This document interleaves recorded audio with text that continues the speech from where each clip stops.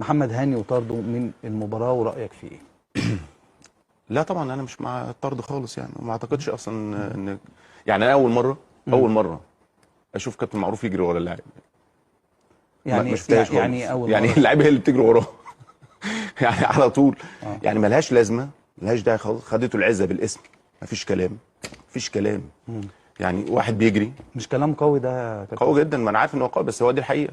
يعني واحد بيجري عشان يطلع في الدقيقه 92 كسبان 4-1. يعني اديني عقل ومنطق ان انا ممكن اضيع وقت. اضيع وقت ليه؟ يعني انا كسبان 4-1 وبجري، ده الحكم بيجري وراه. انا قلت يعني ما توقعتهاش نهائي يعني. اتنين، حتى كابتن معروف دايما بيقف في نص الملعب كده بعد الشوط الاول او الشوط الثاني، والناس بتجيله، هو ما بيروحش حد خالص. كونه انه يجري ورا محمد هاني ده غريبه جدا، دي عجيبه جدا. طب هل انت مع ان اللعيب الحكم يقول له اطلع من هنا ما يسمعش كلامه ويطلع من مكان تاني؟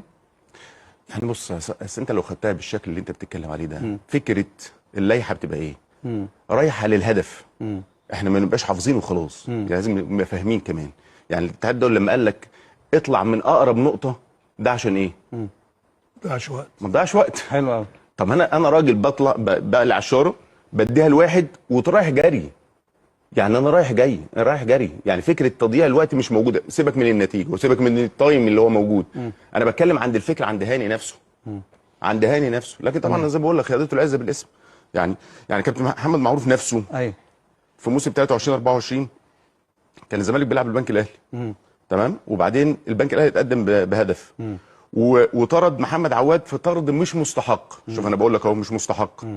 مش انا بقول انها يعني الواد او اللاعب هو اللي راح لجسم محمد عواد، بس طرده.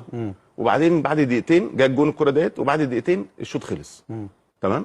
انا عايز اقول لك ان عبد الواحد وعبد المنصف وشيكابالا وزيزو وعمر ده عمر جابر مسك ايده وهو واقف يعني شامخ كده. تمام. ما اتحركش، ما جريش ورا حد.